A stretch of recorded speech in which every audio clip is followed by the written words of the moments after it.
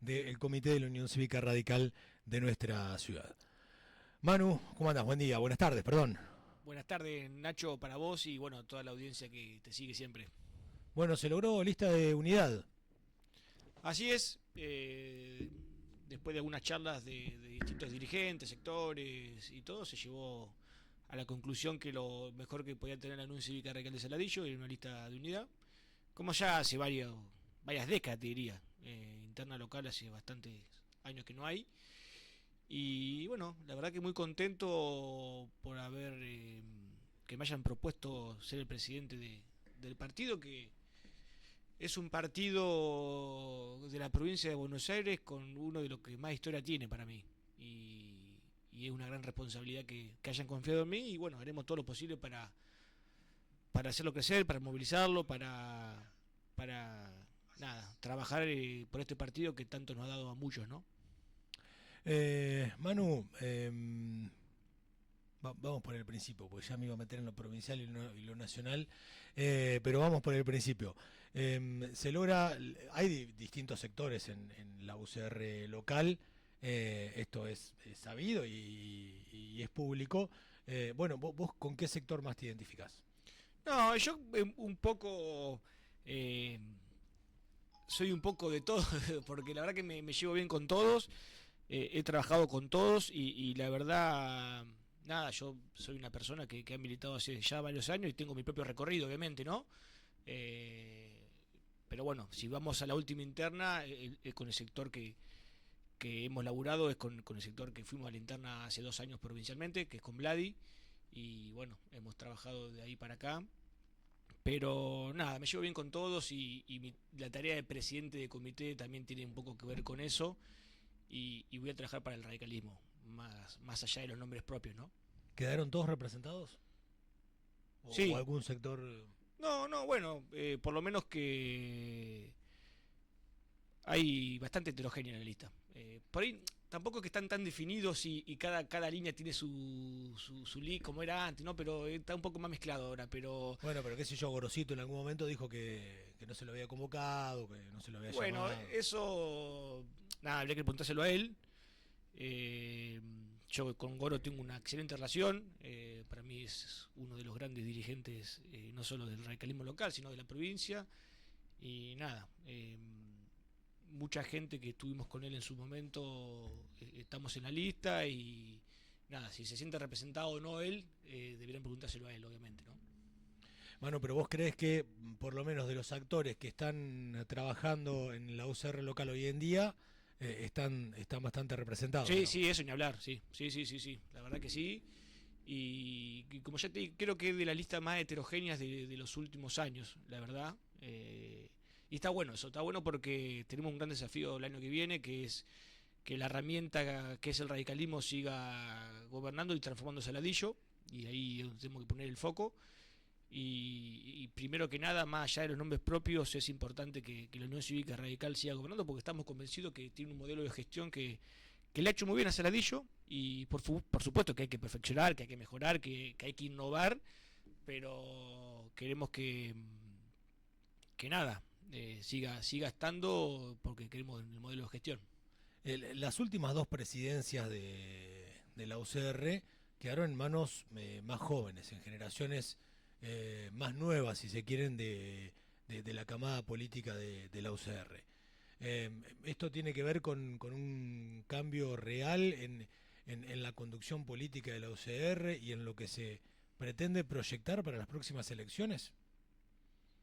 Podría ser, nosotros somos una generación que entró al radicalismo post-2001, en un radicalismo de crisis que, bueno, siempre está en crisis, ¿no? Pero en un radicalismo que en pleno kirchnerismo, un radicalismo que después del 2001, y había un vacío generacional dentro del radicalismo. Vos tenías los jóvenes que tenemos 17, 18, 19 años y tenías los mayores de 50.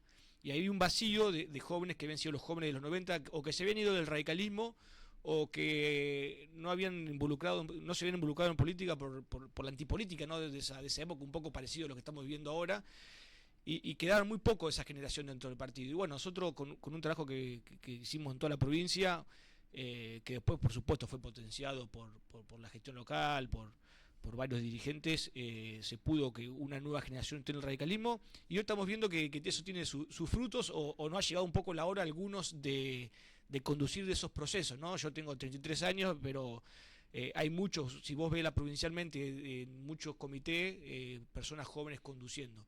Y acá en Saladillo ese proceso se ha dado, como ya te dije, desde el partido, pero también desde la gestión municipal. Hay un montón de jóvenes que son funcionarios, y bueno, eso está bueno, y está, digo, no sé si planificado en conjunto, pero sí hay como un avance de que los jóvenes ocupen lugares de poder para poder seguir representando y hacer una renovación. Ahora, Manu, hablando de la juventud, que me interesa conocer tu opinión, 33 años me dijiste Sí. que tenés. Sin embargo, gran parte de la juventud le dio la espalda a los partidos políticos más tradicionales en las últimas generaciones.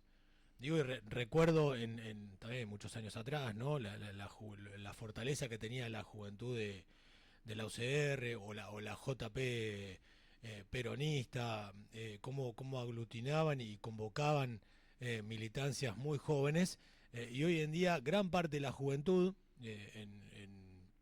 en cierto modo también apática de la política, le dijo que no a los partidos tradicionales, y terminó votando un partido absolutamente nuevo, ¿no?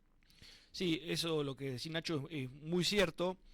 A mí me gusta analizar los procesos de cuando hablamos de jóvenes, cuándo arrancan a ser jóvenes y en qué año nacieron, ¿no? Estos jóvenes que de 18 a 25 años, ponele, o a 30 si querés, estamos en 2026, nacieron en el 2000, 2001, 2002, 98, 99, no vivieron la dictadura, y vieron que su trayectoria de vida, en vez de mejorar, o que las condiciones materiales de existencia de ellos mismos, en vez de mejorar, ha ido empeorando, porque son jóvenes que si quieren proyectar una vida, esto que por ahí tu generación tenía antes, o lo más grande que vos, de voy a la escuela, la termino, trabajo o estudio. Si trabajás te independizás, si estudiás, cuando salís tenés tu título y conseguís trabajo normalmente, después te casás, te comprás la casa y tenés hijos y el auto, digamos. Esa transitabilidad de la niñez a la juventud y a la adultez se rompió en la Argentina. Eso no existe más, digamos. La gran mayoría de los jóvenes no tienen eso, no van a tener el techo propio. Si no deciden estudiar, les cuesta conseguir trabajo, y si consiguen trabajo precarizado. Si se van a estudiar, se reciben, y el título hoy no es garantía de tener trabajo. Hoy un título no te garantiza tener trabajo. Y ni hablar, bueno, de distintas inversiones de eso, de la casa propia, eso es muy complejo. Y además hay que agregarle un factor fundamental, que es la pandemia. Acá hubo jóvenes que sus mejores años de vida, egresados o previo, o el momento que empiezan a salir, que tuvieron 2 años encerrados. Y eso te rompe con la sociabilidad, te rompe con un montón de cuestiones y de etapas no vividas, que te genera, por supuesto, un caldo de cultivo muy grande, y una economía que recordemos cómo terminó el gobierno de Alberto, con casi una hiperinflación. Técnicamente era una hiperinflación, donde no solo estaban los jóvenes encerrados, sino que sus salarios o su plata no valía nada, y eso generó, por supuesto, un fenómeno antipolítico muy grande, que no fue en contra de los partidos tradicionales, fue en contra de la política. Fue un mensaje de no queremos todo esto, son todo lo mismo, y no han resolvido ningún problema. Después yo le agrego alguna cuestión de estos más desde la sociología, porque si vos ves las encuestas y ves el votante de Javier Milei, la mayoría son jóvenes, menores de 25 años, pero hombres, son varones. La mayoría son hombres. Entonces, creo que hubo una respuesta ahí también al feminismo. Una respuesta de pérdida de lugar en la sociedad, o esa cuestión del patriarcado que se sintió un poco amenazado. Creo que indirectamente ahí hay una cuestión también de votar a Milei en contra de eso, ¿no? Digo, esto es un fenómeno internacional.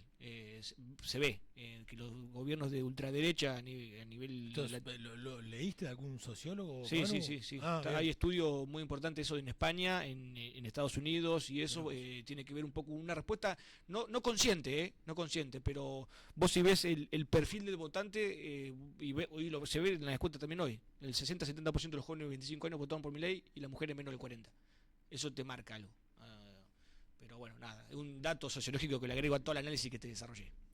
Eh, Coincido en gran parte de lo que decís, sobre todo con esto de la ruptura de esa cadena tradicional que hubo. Yo hasta parezco pesado diciéndolo, pero yo siempre digo y recalco que la generación de mi viejo, por ejemplo, cualquier persona trabajando, tuviera el laburo que tuviera, tuviera el laburo que tuviera, podía comprarse un terreno y hacerse su casa más grande, más chica, lo que sea.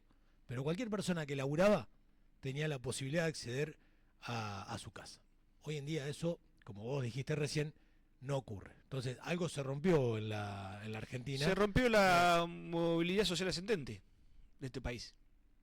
Que nosotros como país siempre éramos el Estado al servicio público de la clase más postergada o clase media que podían subir el escalón a través de la educación pública.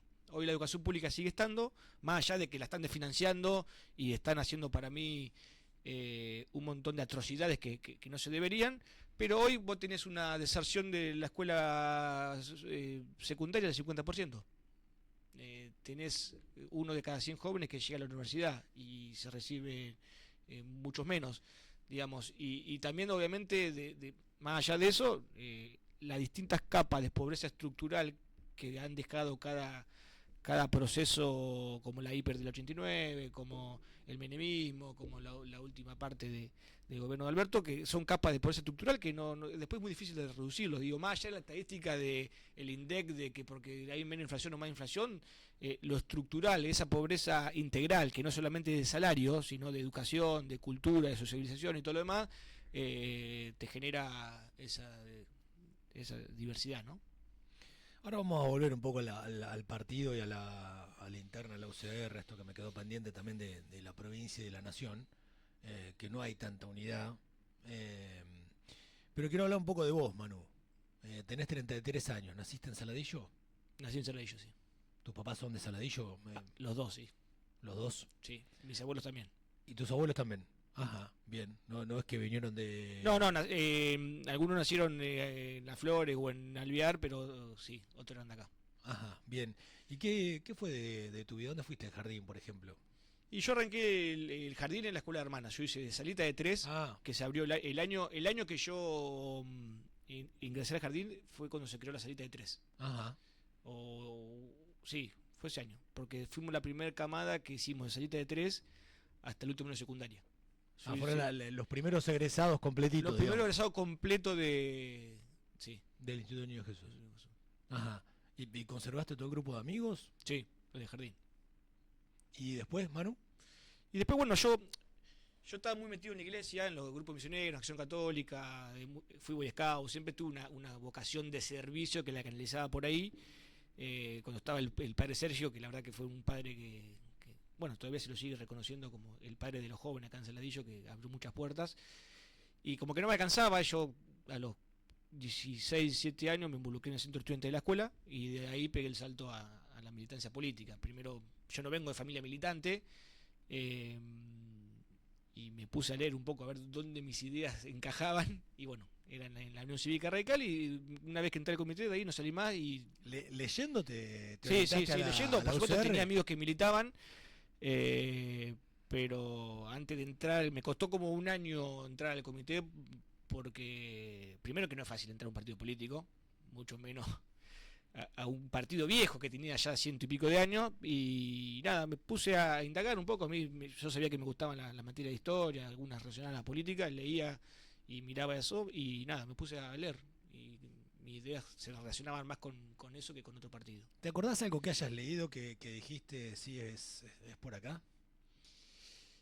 Y leí algún libro de La Coordinadora, me parece, un libro de Oscar Muiño que se llamaba La Coordinadora, que contaba todas las como la juventud radical de aquel entonces, cuando había varios sectores, uno que querían la dictadura, otros que la revolución, había un grupo de jóvenes que quería la democracia. Y después, bueno, con el Alfonsinazo y todo eso, creo que uno de esos fue, seguramente. ¿Y cómo fuiste a la UCR?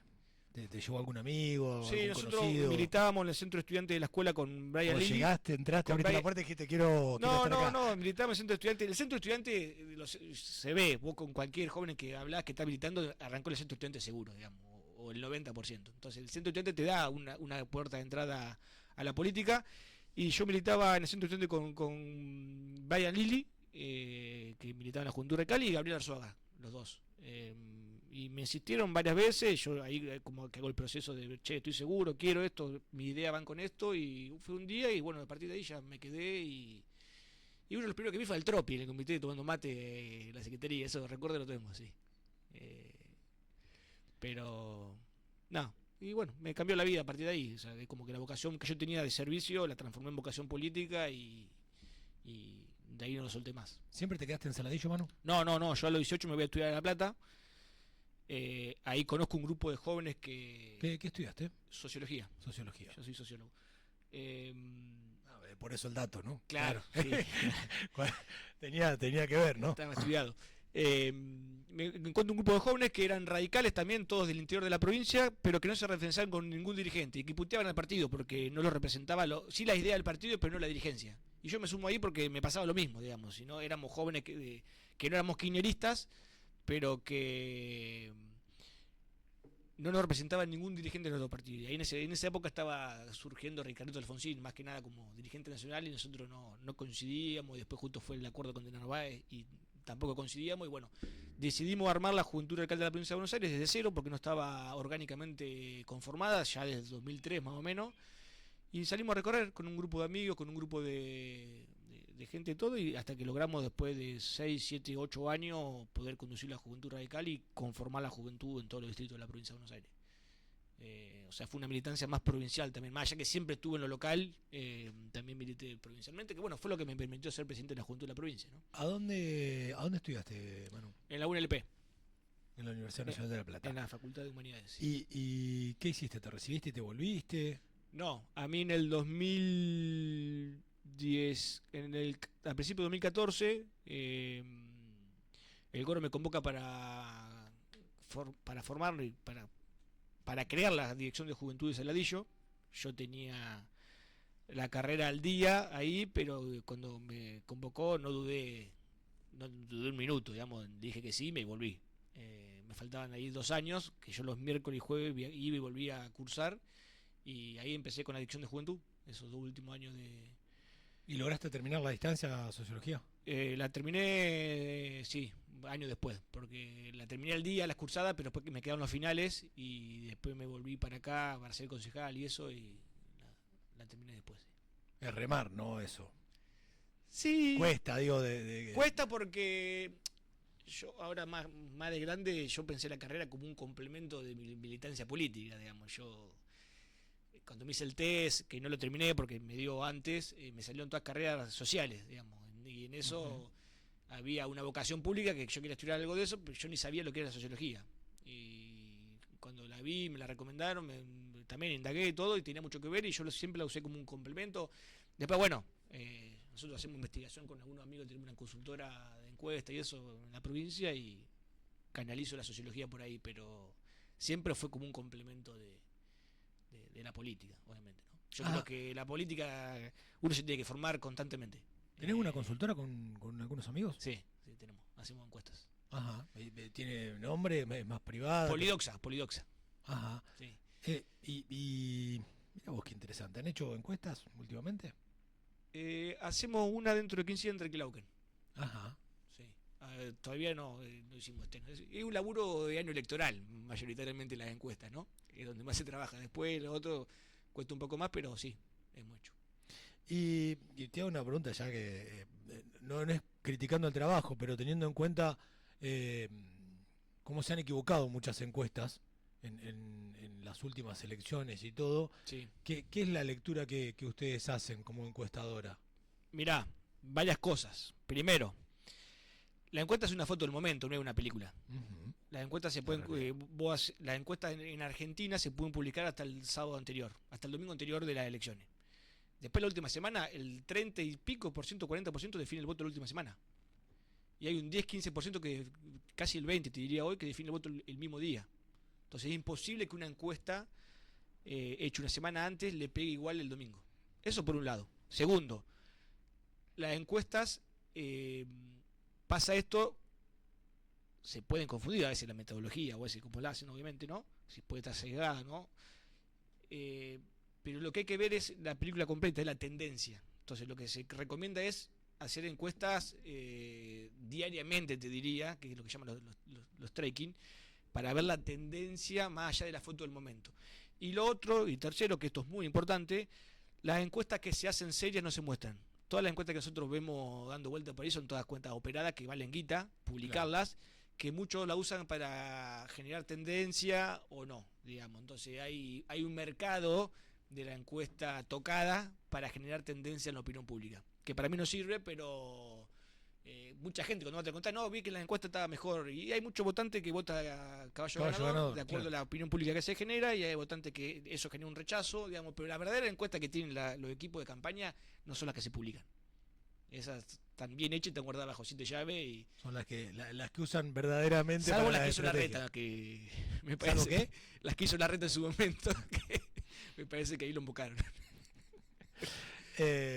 Sí, yo veo que a veces mucha gente también confunde cuando lee las encuestas, ¿no? Y ve imagen positiva. Bueno, eso es un punto importante. Hay que saber leer las encuestas también. Claro, y yo siempre les digo, uno que por ahí no estudié sociología, pero tuve materias, imagen positiva no es intención de voto. Para nada. O sea, alguien puede ser buenísimo y toda la gente lo quiere un montón, pero cuando llega el momento para conducir no lo quieren votar. Y está cada vez más demostrado en esta época que el voto es cada vez menos ideologizado y cada vez más emocional. Y eso, nada, tiene un componente muy importante a la hora de las elecciones. Hoy la gente, ¿por qué los populismos estos de ultraderecha están ganando? Porque representan esa emocionalidad que la gente tiene, esa frustración, esto que hablábamos al principio de no poder desarrollarte como se desarrollaban las generaciones anteriores, de tener un plan de vida medianamente, si hacer las cosas bien, garantizado. Esa bronca que se genera la representan estas personas que putean, que sectorizan, que polarizan. Y lo que pasa, Manu, perdón que te interrumpo, pero hablando un poco de esto, uno lamentablemente, yo lo vengo diciendo hace rato, la dirigencia política en general en la Argentina, y yo no hablo de vos o de las ciudades más chicas, ¿no? Del pueblo, de la comunidad chica de uno, sino quienes han tomado las verdaderas decisiones microeconómicas y macroeconómicas del país, no se hacen cargo, no han hecho un mea culpa de los errores que han cometido. Y hablo de todos los partidos políticos, porque uno sigue viendo muchas veces, sin ir más lejos, ayer, hoy, vi varios dirigentes hablando como si no hubiesen hecho nada en la Argentina, o sea, como si no hubiesen metido la pata. Y hablando como si tuvieran la solución para mañana. Sí. Y ya pasaron por el poder. Entonces, uno dice, pero me parece que es momento de hacer un mea culpa y decir, che, yo me voy a dar un paso al costado y que venga otro. No, yo lo decía en el consejo el año pasado y lo hablaba con Diego Jansson, que coincidíamos, que si Milei hoy es presidente es culpa de todos los que venimos haciendo política. Digo, más allá de los niveles de responsabilidad, que vos dijiste muy bien, si no, hoy una persona como Milei no puede estar gobernando nunca la Argentina si se hubiesen hecho las cosas bien desde la política, desde la actividad política. Yo soy un defensor acérrimo de la política, lo que creo que hubo dirigentes políticos que se miraron el ombligo y hicieron las cosas mal, por supuesto. Y hay cuestiones en Argentina no resueltas, como hay en todos los países. El tema ahora, yo creo que lo que mejor trajo Milei, digo más, ya que yo tengo varias diferencias y no coincido en la manera que se hizo y a qué sectores se ajustó y todo lo demás, creo que lo mejor que va a dejar Milei es que de una vez por todas todos estamos hablando de que hay que ver superávit fiscal. Digo, algo que lo tiene resuelto todo el mundo menos nosotros. Nosotros estábamos en el ranking top 5 de países que tenemos inflación, con Zambia, con algunos países, con Venezuela y con 2 o 3 países más. Después lo demás está resuelto eso, lo que es inflación y superávit fiscal. Después, bueno, yo debato mucho la composición, que se graba lo que menos tiene y lo que ve, pero Creo que eso va a estar. Entonces yo creo que hay dos cuestiones que tienen que ser innegociables para los argentinos: la democracia y un Estado que no puede fundirse para hacer políticas públicas, sino que tiene que haber un equilibrio con eso. Pero bueno, nada. Lo que yo te hablaba hoy es un poco también a nivel internacional, porque en países donde tienen todo resuelto también ganan Trumps. Y tiene que ver con esto, con que la democracia, más después del estado de bienestar. Sí, Brasil, Bolsonaro, o sea. Bolsonaro, Meloni, bueno, ahora perdió el de Hungría, pero Le Pen ha sacado un montón de votos en Francia, no llegó a ganar, pero ha sacado un montón de. Digo, la democracia, tal como la conocimos después de que se derribe el muro de Berlín, ha tenido expectativas que no ha podido resolver. Ahora vos fíjate, ¿no? Que yo siempre digo, esto me parece más que una charla que una entrevista, Manu, pero vos fíjate que muchos de esos países que nosotros acabamos de nombrar, y sin ir más lejos, en Latinoamérica, el vecino Brasil, ¿no? Aún con un cambio de Lula a Bolsonaro, mantiene gran parte de sus políticas públicas, los ejes mayores del país, mantienen los mismos. Sin duda. Perú, que pasaron 15 presidentes y duran 6 meses los presidentes, el jefe del Banco Central es el mismo. Y no tiene inflación. La política monetaria sigue siendo la misma, sí. O sea, la política exterior termina siendo la misma. Renuncian cada 6 meses los presidentes de Perú. Estamos viendo que hay una inestabilidad política, pero la estabilidad económica, donde la gente es lo que más de alguna manera puede desarrollar su vida, se mantiene. ¿Sí? Manu, bueno, hablemos un poco, en la provincia también hay unidad, ¿no? En el OCR. Volvemos al OCR. Sí. Pero en Nación no. No, Nación sí, hay un comité que se llevó la unidad. Lo que no tiene el radicalismo hoy es una entidad definida, lo que no tiene es una hoja de ruta hacia dónde ir. Yo soy muy crítico de la realidad del radicalismo. Vos tenés radicales que se pintaron de violeta y tenés radicales que son opositores, como la gente los mandó. Obviamente nosotros no fuimos parte de las boletas del gobierno nacional y nada, por supuesto que hay algunos que tienen que votar de acuerdo a lo que le dicen los gobernadores, porque estamos en una etapa de subsistencia, te diría, de los municipios y de las provincias por el ajuste que ha hecho el gobierno nacional y por la caída de la recaudación que ha tenido los distintos niveles de gobierno. Pero yo creo que el radicalismo hoy lo que no tiene es una identidad definida, un posicionamiento, y eso le está haciendo muy, muy mal, porque hoy ¿qué representa el radicalismo? ¿Quién es el radicalismo? ¿Es Cornejo, que hace seguidismo de Milei? ¿El Lustó, que es opositor acérrimo? Entonces yo creo que en ese caso tenemos que dar un gran debate en los ámbitos que corresponden, que son las convenciones nacionales, para definir el rumbo del radicalismo, ¿no? Para vos, ¿cuál es el rumbo del radicalismo? Para mí el rumbo del radicalismo es que hay que ser opositor a este gobierno. ¿Con qué? ¿Con qué? Bueno, hoy te dije... ¿Con quiénes? Y con quiénes yo creo que al pasado no podemos volver, pero hay que crear una nueva esperanza en la Argentina. Yo digo, lo que tiene que ser el radicalismo de una vez por todas es dejar de poner el carro delante del caballo, porque siempre cuando un dirigente político arranca diciendo no, tenemos que ir con este o con tal, antes de decir, che, pongamos a alguien a caminar propio, que represente lo que el partido está diciendo. Por nosotros, el radicalismo tiene más de 400 intendentes en la provincia, en el país, y tiene 5 gobernaciones. Y vos, si vas a la gobernación, el radicalismo es el prototipo de lo que nosotros queremos para el país. Es provincia ordenada económicamente, con superávit fiscal, donde el Estado interviene inteligentemente, donde la energía es renovable, donde la seguridad, donde el desarrollo productivo son prioridad, como el caso, y te puedo poner ejemplo, el caso de Santa Fe, cómo ha bajado el índice de homicidio en una de las provincias que era más insegura del país, con Puyaro. En lo que se ha hecho en materia educativa y en materia energética renovable en Jujuy es a nivel latinoamericano una temática sobresaliente.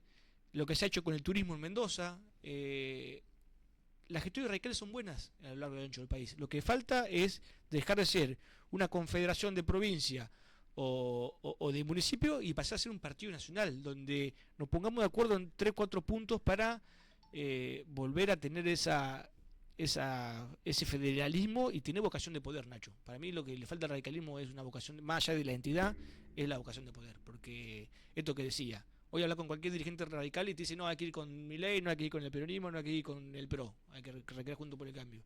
Y ninguno te plantea, che, yo quiero empezar a caminar para ser presidente, yo quiero empezar a caminar para ser candidato a gobernador. Y si seguimos con ese complejo de inferioridad, creo que ya estamos en una situación compleja, vamos a estarlo cada vez más todavía. ¿Es complejo de inferioridad o es la búsqueda de algunos dirigentes para sostenerse en ese lugar? ¿Qué pregunta te hice, no? Sí, no, porque hay de todo, de verdad. Hay una militancia o dirigentes que nos animan, que no son acomodaticios, y hay dirigentes que hacen la propia, la suya, obviamente, ¿no? Que están en el tacticaje prebendario de la política. Y entonces se miran el ombligo qué le beneficia a ellos y no qué le beneficia al partido. Manu, te saco de tu rol institucional de secretario del Consejo Deliberante porque ahí tenés que estar en un lugar mucho más neutral. Sí, obvio. Te pongo como dirigente político de la UCR. ¿Cuál es tu relación con el resto de los partidos? Ah, muy buena. ¿Tenés relación con todos? Sí, muy buena. Ya tenía relación cuando era concejal. Yo la verdad que tenía con el peronismo y con Juan Nicora, que era en su momento el único concejal de Libertad Avanza. Y ahora tengo muy buena relación con los 3 concejales de Libertad Avanza y con el bloque peronista también. Yo me gusta discutir, me gusta debatir, todo, pero creo que después, nada, hay que acordar. La política es diálogo, es consenso y en eso creo que uno se tiene que llevar bien y entender que la persona que piensa distinto que vos no es mejor o peor, digamos, es una persona que piensa distinto. Si estamos de acuerdo en eso, después lo demás se puede construir, ¿no? Y la diferencia es que la resuelva la gente con los votos. Manu, ¿en qué te ha decepcionado la UCR? ¿En qué me ha decepcionado? Y mirá, yo desde que milito siempre lo discuto y digo un poco en joda. No tiene un dirigente al cual admirar como la generación del 83 le miró a Alfonsín. Nosotros nos tocó un radicalismo que no tenía un dirigente como Alfonsín. O sea, nosotros empezamos a militar después de la muerte de Alfonsín. O ahí. Y hasta el día de hoy que yo creo que los que me representan son mi generación, digamos, mis amigos. Yo soy muy amigo, arranqué militar de hace más de 15 años con Pablo Juliano, que hoy es diputado nacional. Y a mí me representa él. A mí me representa, no sé, los amigos míos que son intendentes en otros lugares o los que están acá en funciones, digamos, pero nunca he llegado a que me represente un dirigente nacional. Sí, tuve con Facundo una esperanza, con Facundo Manes, pero bueno, él no venía de la militancia partidaria, sino que venía más como outsider. Con él, digamos, creo que le pudo haber aportado al radicalismo mucho más de lo que aportó, pero bueno, el radicalismo se encargó de que así no lo sea. Te iba a preguntar eso, ¿qué pasó con Facundo Manes? Y el radicalismo... ¿Lo echó?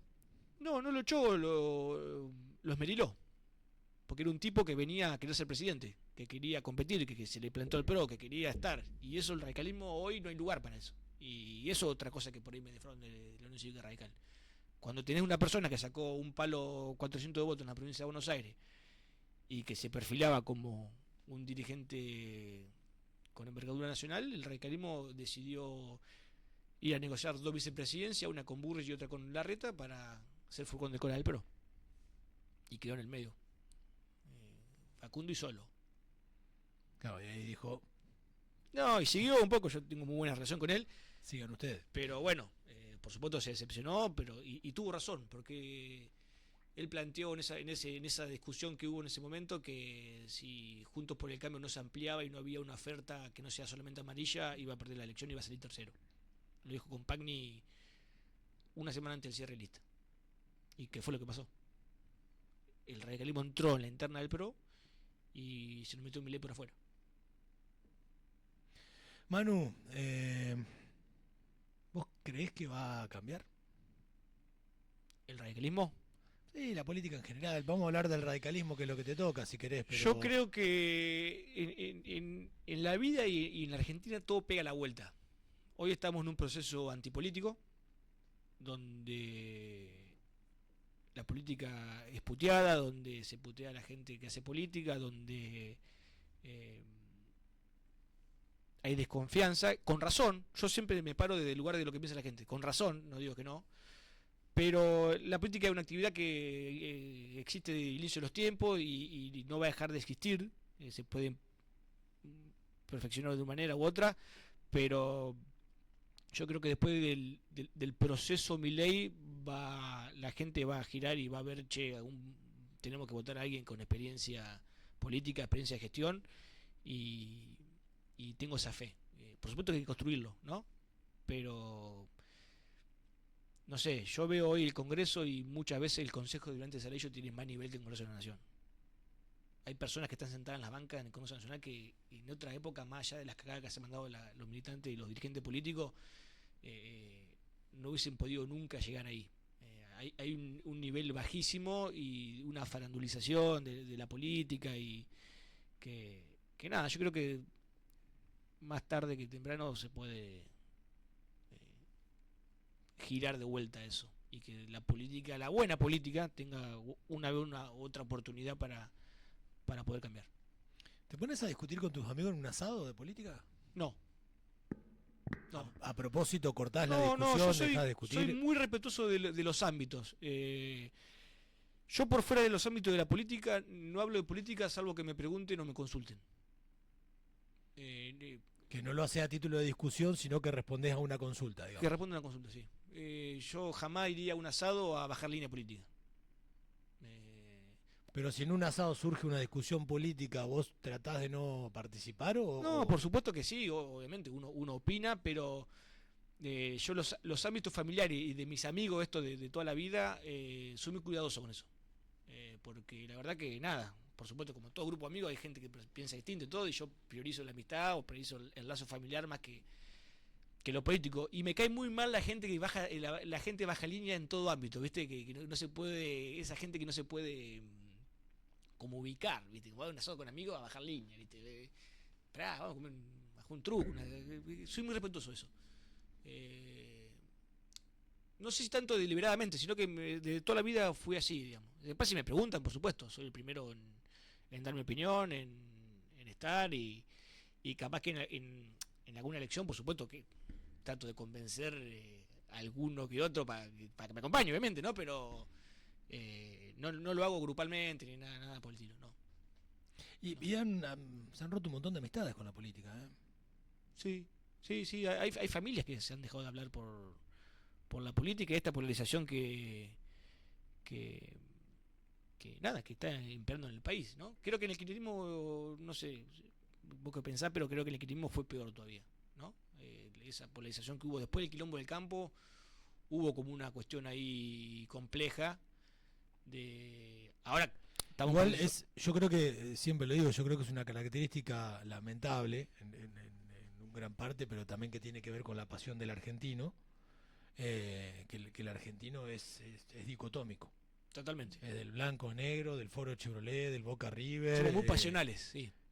Y tiene que ver con la pasión del argentino también, pero así como es pasional el argentino, es también polarizador o dicotómico en las opiniones, ¿no? Es totalmente. Blanco o negro, no. Sí. No, los argentinos como que no vemos los grises. Sí. Y se fomenta también de la política eso porque electoralmente tiene su rédito, ¿no? Hoy la mayoría de la gente vota en contra de, no a favor de. Entonces eso genera esto que estamos viendo del gobierno nacional de polarizar con el kirchnerismo, lo que fue hacer Milei al principio de año en el Congreso de la Nación tiene que ver con eso, ¿no? Tiene que ver con que estratégicamente la polarización le genera rédito político electoral. Pero bueno. Hay varios ejemplos que han salido el tiro por la culata también así, ¿eh? Sin duda. Manu, ¿cuál sería tu expectativa como dirigente político? Mira, yo no tengo expectativas personales. Vos me decís, che, quiero hacer tal o cual cosa, no. Mi expectativa es más colectiva. Es que la generación nuestra pueda llegar en algún momento a ser gobierno a nivel nacional o provincial y poder modificar algo de la sociedad, digamos. Esa es mi expectativa. Es una expectativa más colectiva, te diría. Y me siento cómodo en eso y me toca el rol que me tenga que tocar. Yo por supuesto, nada, soy militante político, tengo vocación de poder, me preparo para estar donde tenga que estar, pero no tengo un objetivo fijo de decir, che, quiero hacer tal o cual cosa. Siempre me ha ido sorprendiendo la militancia como en este caso de la presidencia, digamos, yo no es que yo busqué la presidencia del comité de Saladillo ni nada, fue una cuestión de que varias personas se pusieron de acuerdo y me lo ofrecieron, así que mi expectativa es colectiva. Te voy a tirar un par de nombres y me decís lo primero que se te venga a la cabeza, son todos locales, vos libre. Juan Manuel Licora. ¿Una sola palabra o puedo? No, podés, que sea breve porque la realidad... Una persona muy honesta intelectualmente. Ajá. José Luis Salomón. Una persona con una vocación de diálogo y construcción de consensos admirable. Carlos Gorosito, bueno, igual ya dijiste algo de... El Goro, un animal de la política. Papo Croniale. Papo Croniale es un militante de la salud pública. Alejandro Armendáriz, te pongo ahí complicado porque... Un señor. Diego Jansson. Un militante de las causas nobles. Alejandra Lordén. Una laburadora incansable. Vladimir Guyovich. Un dirigente de los que mayor proyección tiene en un futuro. Manuel Cisneros. Un militante que le gusta la política y quiere transformar su realidad. La realidad de la gente, no la realidad. Manu, lo último para cerrar. Como próximo presidente, ¿cuándo asumís? ¿Cuándo es el cambio de autoridades? No, el 7 hay algunos distritos con internas, así que va a tener que ser después del 7. Está bien, pero no está definido el día. No hemos definido todavía. Bien. ¿Cuál es tu objetivo como próximo presidente de la UCR? Mirá, mi próximo objetivo, ya lo dije al principio, es trabajar para pulir la mejor herramienta que es la Unión Cívica Radical para que el año que viene siga transformando Saladillo. Y en ese caso creo que hay que movilizar el partido, hay que abrirlo a nuevas personas y ver qué mecanismos podemos encontrar para que la gente se acerque, porque siempre se dice lo mismo, ¿no? Que siempre el comité está cerrado, todo lo demás, y después cuando vos invitás es muy difícil también que vayan, ¿no? Pero por eso hay que ver los mecanismos que podemos encontrar para que gente nueva se acerque y después darle una metodología de trabajo al comité, te diría que semanal. Tengo una planificación hecha de que una vez por semana haya alguna actividad en el comité. Y eso, bueno, esperemos cumplirlo.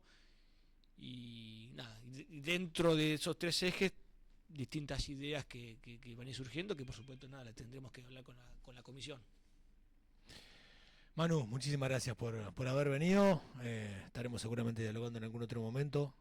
Por ahora, gracias por haber participado de Punto de Partida. Muchas gracias a vos, Nachito.